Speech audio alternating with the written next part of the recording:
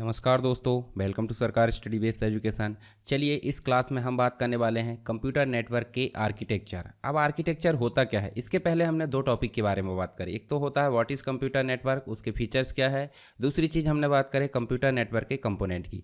इसके बाद हमारा जो नेक्स्ट टॉपिक है वो हम यहाँ पर देखने वाले हैं आर्किटेक्चर। तो आर्किटेक्चर मतलब क्या होता है, एक स्ट्रक्चर, ऐसा हम बोल सकते हैं कि डेटा ट्रांसमिशन के लिए।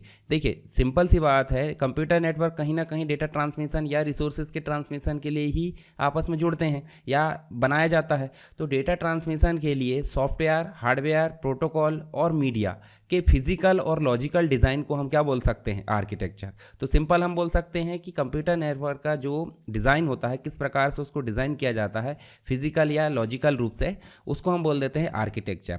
सिंपल हम ऐसा बोल सकते हैं कि कंप्यूटर नेटवर्क कैसे जुड़ता है, यानी कि किस प्रकार कंप्यूटर नेटवर्क बनाया जाता है और किस प्रकार उनको टास्क, यानी कि कौन सा कंप्यूटर क्या काम करेगा, वो एलोकेट किया जाता है। तो इस हिसाब से अगर देखें तो हम इसी को क्या बोलेंगे, कंप्यूटर नेटवर्क का आर्किटेक्चर। मुख्य रूप से दो चीज़ें यहाँ देखने को मिलती है, दो प्रकार का। एक तो होता है peer to peer computer network. आप इस प्रकार देख सकते हैं सभी कंप्यूटर आपस में जुड़े हुए हैं।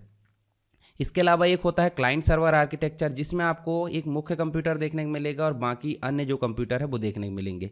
तो आप यहाँ दोनों में अंतर क्या समझ सकते हैं। देखिए सभी कंप्यूटर जब आपस में जुड़े हैं तो यहाँ पे सभी यहाँ पे अपने आप में क्या है, खुद ही राजा है, खुद ही मंत्री है, खुद ही जनता है, ऐसा हम बोल सकते हैं। परंतु यहाँ पे जो है ये क्या है, ये क्लाइंट बोल सकते हैं हम इसको, क्योंकि यहाँ पे आपको देखेंगे इसके पास एक सर्वर देखने को मिलता है सेपरेट।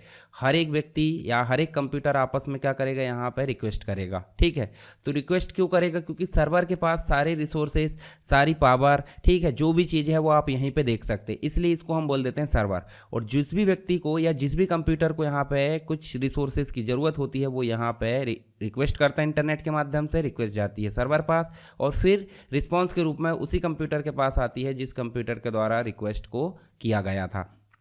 इस हिसाब से अगर देखें तो आपको दो नेटवर्क के मॉडल या नेटवर्क के आर्किटेक्चर देखने को मिलते हैं। एक तो होता है पीयर टू पीयर और एक होता है क्लाइंट सर्वर मॉडल या क्लाइंट सर्वर नेटवर्क, जिसमें क्लाइंट और सर्वर दोनों देखने को मिलते हैं। चलिए जानते हैं इनको विस्तार से। यहाँ पे हम पहला बात करते हैं peer to peer. Peer to peer हम बोल सकते हैं कि सभी कंप्यूटर आपस में क्या होते हैं, इक्वल, यानी कि बराबरी से यहाँ पे देखने मिलते हैं, सभी आपस में जुड़े हैं और बराबर का यहाँ पे अधिकार देखने को मिलता है, बराबर का विशेष अधिकार और बराबर का दायित्व देखने को मिलता है, रिस्पॉन्सिबिलिटी, यानी कि प्रिविलेज बराबर मिलता है और रिस्पॉन्सिबिलिटी बराबर मिलती है, जो कि डेटा को आपस में प्रोसेसिंग करने के लिए जुड़े होते हैं।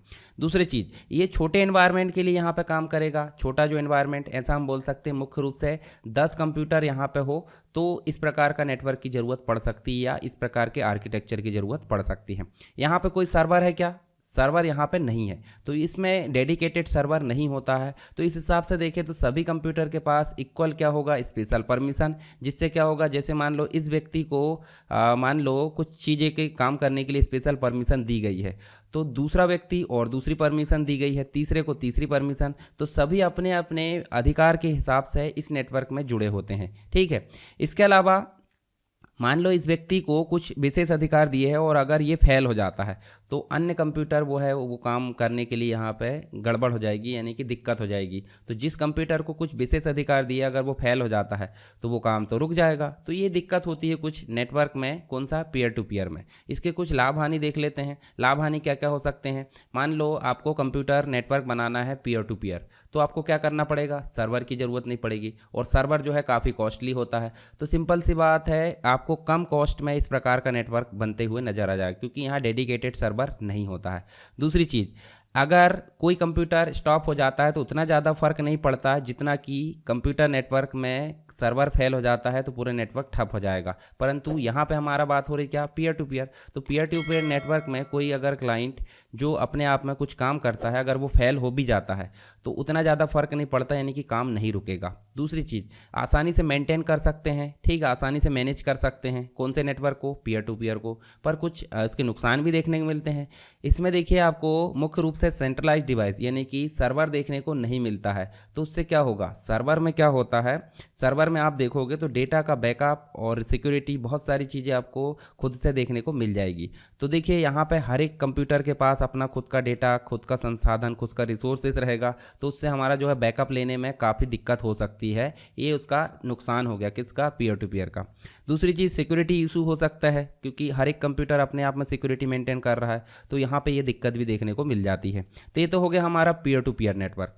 दूसरा हमारा होता है क्लाइंट सर्वर मॉडल या क्लाइंट सर्वर आर्किटेक्चर। ठीक है, तो मुख्य रूप से अगर हम बात करें क्लाइंट सर्वर मॉडल में जो डिज़ाइन किया जाता है, जैसे एंड यूज़र है, एंड यूज़र मतलब जो रिक्वेस्ट करेगा, और ये हो गया आपका कौन सा? सेंट्रल कंप्यूटर, जो कि हम सर्वर के नाम से जानते हैं।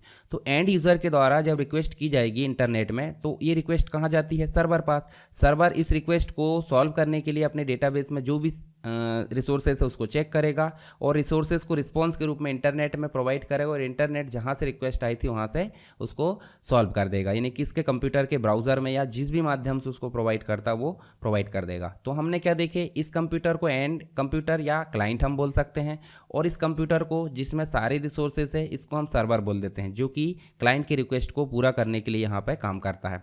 फिर देखिए सर्वर क्या क्या परफॉर्म करता है। सर्वर कुछ मेजर ऑपरेशन परफॉर्म करता है, जो कि आपको यहाँ देखने को मिल रहा है। ये सिक्योरिटी से रिलेटेड सारी समस्याओं का समाधान करता है। दूसरा, नेटवर्क को मैनेज करने के लिए अपना जो है जो भी परफॉर्मेंस होती है सारी चीज़ें मैनेज करता है।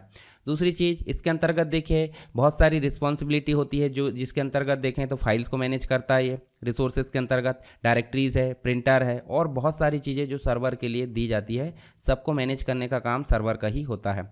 इसके अलावा देखिए, अगर मान लो यहाँ नेटवर्क जो आपका क्लाइंट सर्वर नेटवर्क है, यहाँ पे क्या होता है, इस क्लाइंट को अगर इस क्लाइंट से अगर कुछ रिसोर्सेज चाहिए तो यहाँ डायरेक्टली नहीं कर सकते, जैसे कि पीयर टू पीयर में होता था। ये नेटवर्क में क्या जाएगी, मतलब इस क्लाइंट के माध्यम से रिक्वेस्ट जाएगी सर्वर के पास, सर्वर के पास से इसमें जाएगी और फिर जाकर इधर होगी, यानी कि सारा मैनेजमेंट कौन कर रहा है? सर्वर। तो इस हिसाब से इसमें सिक्योरिटी और बहुत सारी चीज़ें हमको अच्छी देखने को मिल जाती है क्लाइंट सर्वर मॉडल में।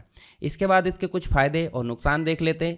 तो फ़ायदे की अगर बात करो तो फ़ायदे यहाँ पर क्या देखने को मिलते हैं कि जैसे आपको सबसे पहली चीज़ तो होती है कि यहाँ सेंट्रलाइज सिस्टम होता है, यानी कि एक सर्वर होता है। तो सर्वर होने के कारण यहाँ पे डेटा का बैकअप लेने में काफ़ी आसानी होती है। ठीक है, क्योंकि एक ही कंप्यूटर में मैनेज हो रहा सारा काम।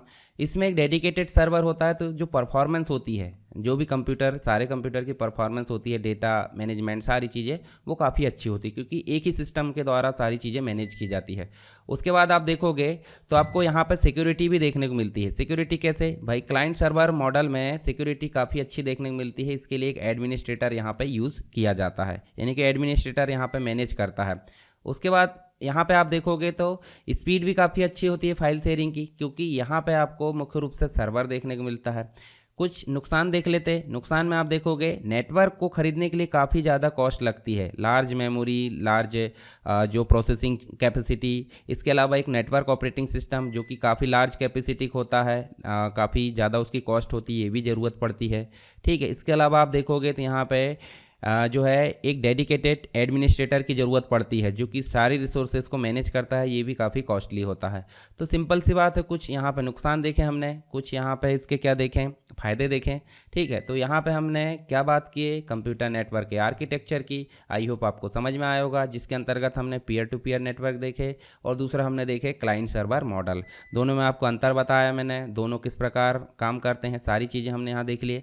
अब इसके बाद बात करेंगे हम टाइप्स ऑफ कंप्यूटर नेटवर्क, जिसके अंतर्गत आपको लैन, मैन और बैन देखने को मिलेगा। साथ ही साथ आपको पैन यानी पर्सनल एरिया नेटवर्क, और एक और आपको देखने को मिलेगा इंटर नेटवर्क। ठीक है, तो इन चीज़ों के बारे में हम जानेंगे नेक्स्ट क्लास में। अगर किसी प्रकार का कोई डाउट है तो आप मुझे कमेंट बॉक्स में बताइए, और टेलीग्राम चैनल से आप PDF को प्राप्त कर सकते हैं। चैनल को सब्सक्राइब नहीं किए हैं तो चैनल को सब्सक्राइब कर लीजिए, और वीडियो को लाइक करके अपने दोस्तों के साथ इसे शेयर करना ना भूलें। तो चलिए मिलते हैं नेक्स्ट क्लास में, तब तक के लिए जय हिंद।